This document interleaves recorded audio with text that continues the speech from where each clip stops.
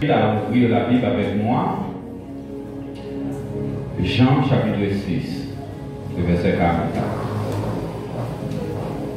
Jean chapitre 6, le verset 44.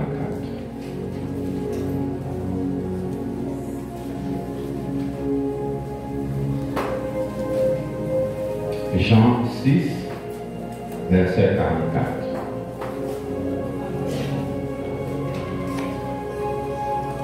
La parole de Dieu dit, nul ne peut venir à moi si le Père qui m'a envoyé ne l'attire, et je le ressusciterai au dernier jour.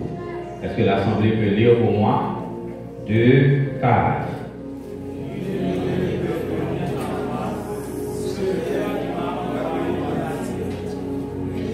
Je le ressusciterai. Merci.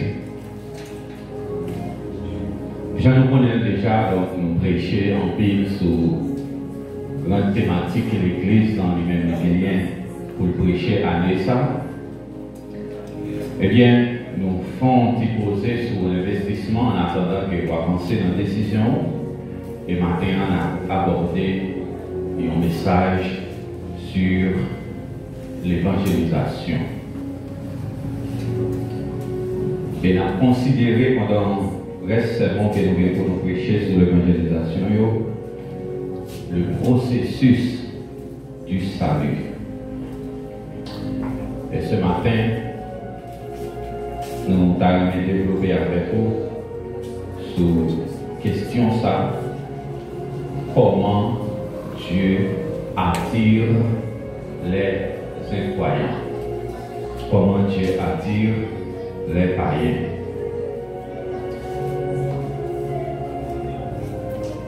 Le salut, c'est manger ça que mon Dieu prépare pour nous spirituellement et qui permet que nous sommes capables d'avoir accès à un repas corps avec sang Jésus-Christ auprès de la table spirituelle lorsque nous acceptons recevoir la communion du salut. À travers ce manger de cette nourriture que nous relève salut, qui sont préparations que mon Dieu a fait pour nous, pour le racheter nous dans le péché, dans main Adam, qui est rentré nous en bas main Satan, nous avons des possibilités pour nous vivre dans l'autre monde.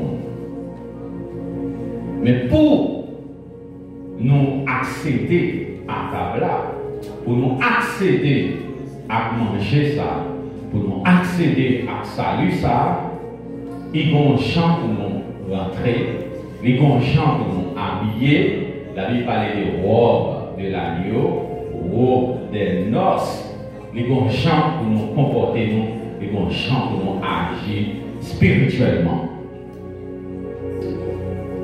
Si c'est un bagage qui est facile, en pile le monde a déjà fait partie du royaume de Dieu.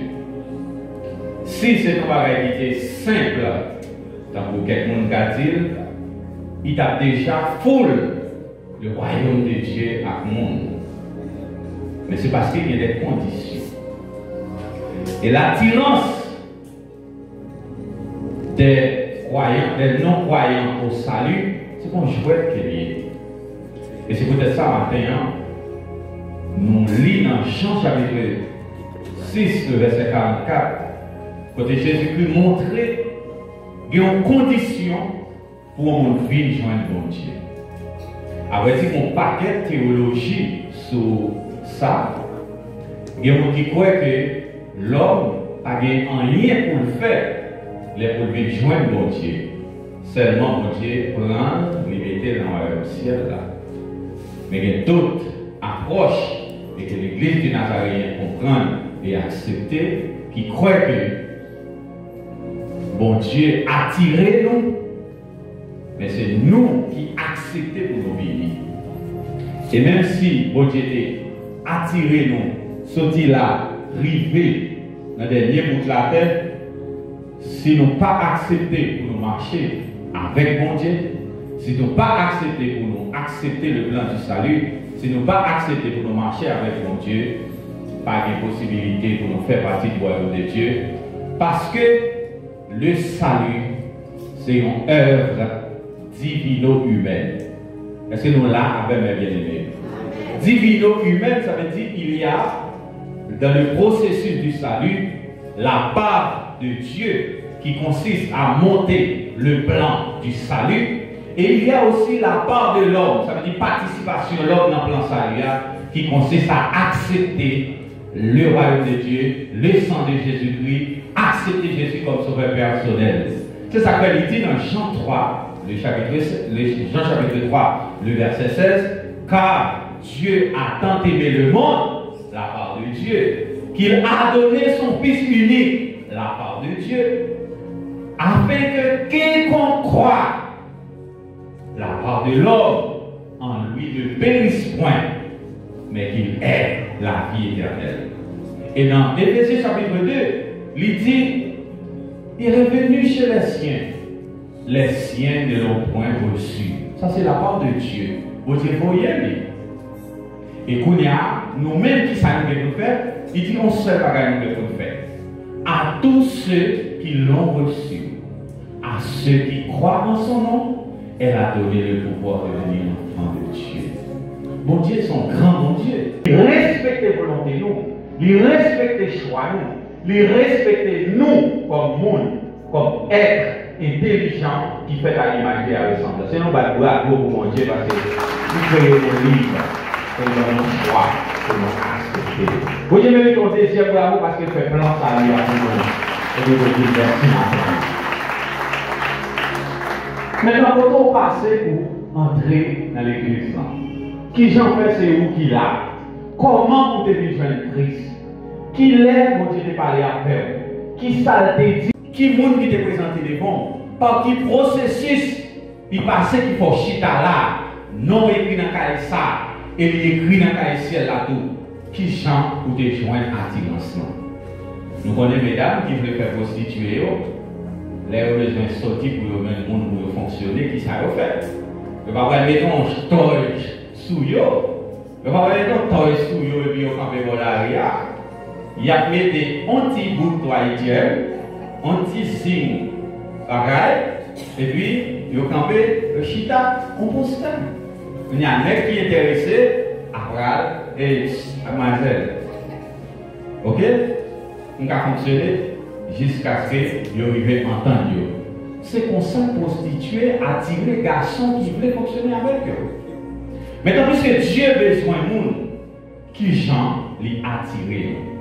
Jésus-Christ pas dit qui gens, bon Dieu, attirer nous, seulement il dit pour un monde vini chrétien, pour un monde accepter, faut bon Dieu attirer. Ça, nous sommes certains. Première chose, c'est que Dieu attire tout le monde. Ça veut dire par un monde que Dieu pas attiré. Par un monde qui a dit que Dieu pas attiré. Et voilà pourquoi dans le ciel, lors du jugement, ou pas bien d'excuse, parce que Dieu attire tout le monde. Et maintenant, on a un message, ça nous va avoir deux moyens que bon Dieu attire les hommes. Mais ce qui est dans tête, c'est que personne ne peut pas dire que bon Dieu pas attiré parce que l'attirance est faite à tous. Quiconque croit en lui ne périsse point, mais qu'il ait la vie éternelle. Premier moyen que Dieu utilise pour l'attirer nous, c'est la prédication. Oui, pas de magie dans l'attirance que Dieu fait avec nous qui va croire. Ou même qui est là, c'est bon magie, c'est bon mystère, c'est bon mystique, au sens propre du terme qui est fait pour là.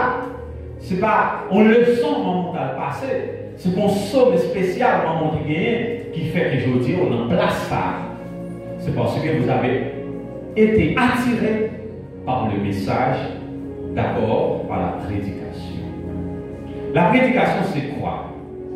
C'est lorsque Dieu utilise des serviteurs comme moi-même, comme tout pasteur, comme tout prédicateur dans le monde entier pour prêcher la parole.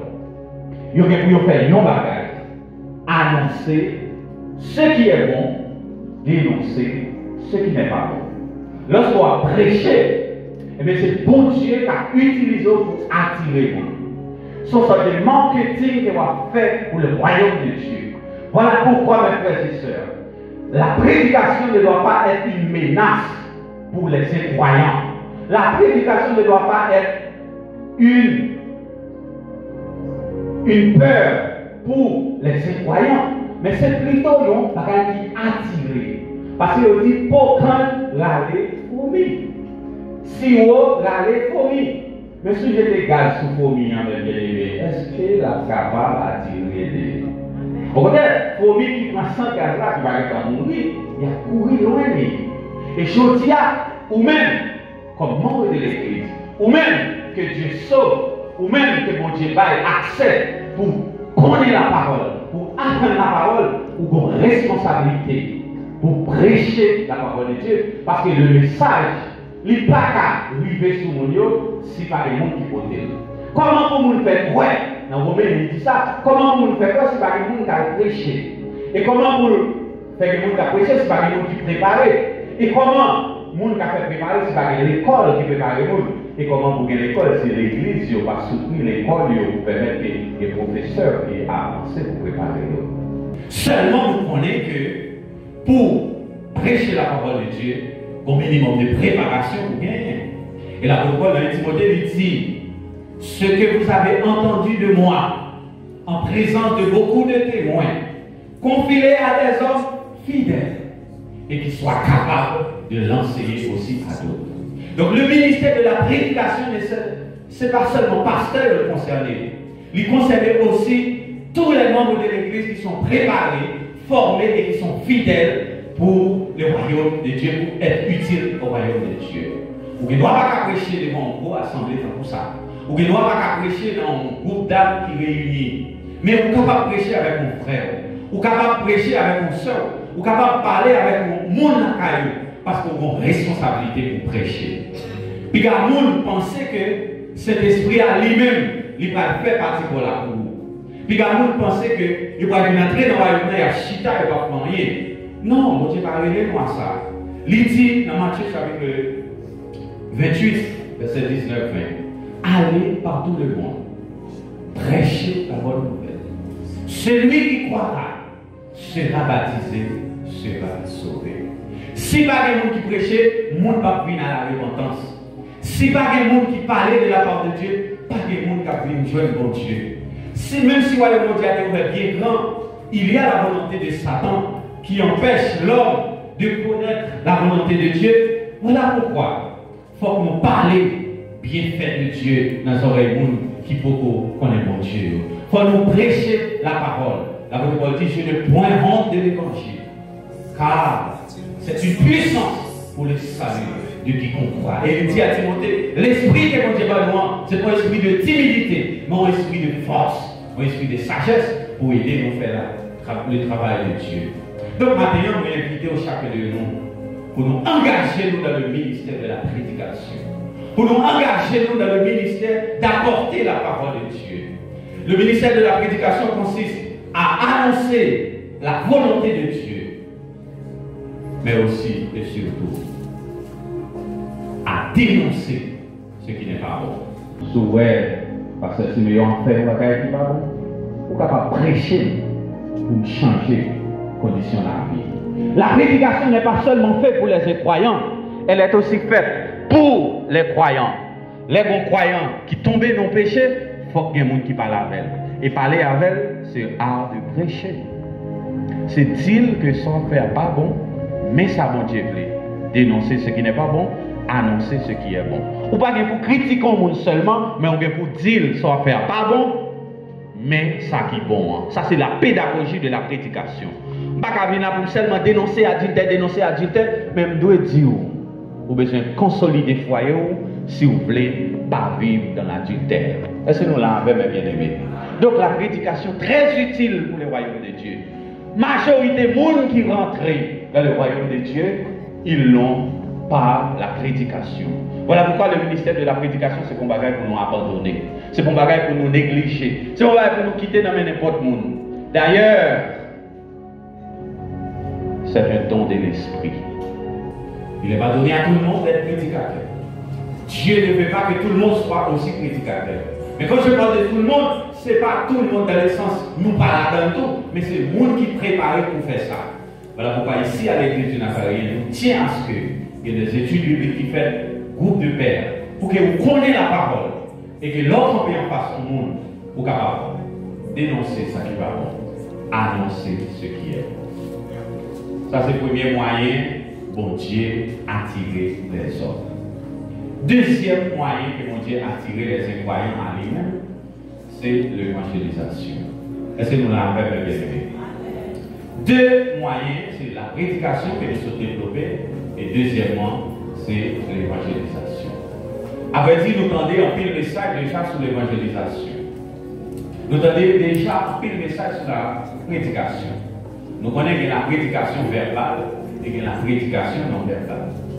Nous connaissons déjà des prêcher comment attirer les gens qui viennent Christ, on va parler avec et prêcher le message. Ça va déjà nous vivre l'étendue, car l'étendue sur les pages et l'église. L'évangélisation, c'est le fait d'annoncer la bonne nouvelle. Moun pa ka entrer dans le plan salut s'il pas attendait le message de la parole de Dieu. Quel est ce message?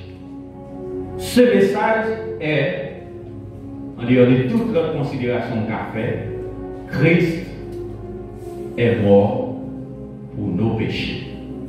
Il a créé le plan du salut qui, pour croire en lui, ne périsse point, mais qui est la vie éternelle. Quel que soit Jean a formulé le fondement, message, évangélisation, il doit chiter sur Christ. Et lorsque on va évangéliser, c'est attirer ou attirer nous de Christ. C'est nous qui pour parler parole avec bien-aimé. C'est d'accord ça avec mes bien-aimés. Si de la prédication il faut une certaine préparation plus soutenue, par exemple aller au séminaire, suivre des séminaires, suivre des formations soutenues, des formations plus avancées pour prêcher la parole et avoir la capacité de parler en public, de convaincre. Pour l'évangélisation, il demande seulement pour comprendre le message. Il demande seulement pour connaître la pédagogie même de l'évangélisation, qui consiste seulement à maîtriser le message et à le partager. Qui savait ça d'ailleurs? Nous dépêchons dans Adam. Pas de moyen pour nous joindre avec Dieu. Jésus-Christ va sans pour établir une relation avec Dieu. Mais relation, ça n'est pas automatique. La établir seulement et seulement si nous acceptons Jésus-Christ comme sauveur personnel. C'est ça l'évangélisation. Maintenant, qui est-ce qui doit évangéliser? Comment pour évangéliser? Pour qui ça pour évangéliser? Qui différentes manières pour capable évangéliser? Ça, c'est pas qu'il y a besoin d'apprendre. Mais seulement nous connaissons, je dis, ou disposer un ensemble de moyens et sans excuse, sous pas évangéliser. Et c'est peut-être ça, je vous engage tous, membres de l'Église, à l'évangélisation parce que quel y a moyen pour évangéliser. Longtemps, nous avons utilisé les moyens traditionnels dans l'évangélisation porte à porte. Ça veut dire vous frappez dans porte Kaimouna, vous dire, vous direz même, est-ce que le papa m'a fait ça, je le dire. Après ça, nous avons organisé croisade en plein air. Nous réunissons, nous faisons un pile message prêché pendant une semaine, le monde vient convertir. Nous devons faire aussi aller en mission, côté que nous aller dans le sol, nous faire mission, etc. Ça, c'est des moyens traditionnels et qui sont toujours actuels, que nous toujours utilisés pour nous faire monde de Christ. Mais je dis, moyen classique, ça il y a d'autres moyens qui sont plus efficaces et plus rapides. Avec votre téléphone, avec votre iPad, avec votre gadget électronique, nous sommes capables de vivre sur une quantité de monde. Nous sommes capables de vivre sur une kyrielle de monde pour nous évangéliser. Si pour l'évangélisation porte à porte, ou honte, ou gêné, puis ou marré, ou pas qu'on parler, ou pas qu'on dit, bon Dieu est mort, vous sentez gêné, vous sentez timide, avec votre téléphone, ou pas de pérez, ou pas de timidité, parce que son message va les fouiller. Donc, je dis, l'évangélisation digitale est très importante. Frères et sœurs, Dieu pas capable d'avancer dans le processus du salut sans nous. C'est dans la conception salut à même, il y a un rôle par l'homme pour jouer. Bon Dieu déjà fait tout ça, il y a pour lui faire. Il voyait Jésus-Christ. Jésus-Christ acceptait mourir. Il voyait les disciples. Disciples ont la vie en sacrifice. Je dis à l'idée nous-mêmes pour nous faire. Et quand en Matthieu chapitre 24, les signes du dernier temps, vous connaissez l'évangélisation fait partie du dernier signe. Les villes citées comme tel, citer la famille, citer catastrophe naturelle, ici on pas quelqu'un qui dit ce n'est pas encore la fin. Il dit les hommes ont ceci, ont parole, ont ceci, ont cela. Il dit ce n'est pas encore la fin. Maintenant, dernier verset, il dit l'évangile sera prêché dans tous les lieux sur la terre. Ainsi viendra la fin.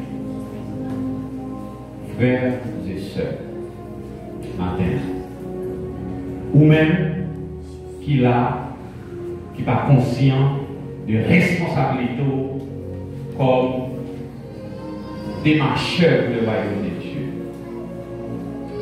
Nous invitons à prendre responsabilité.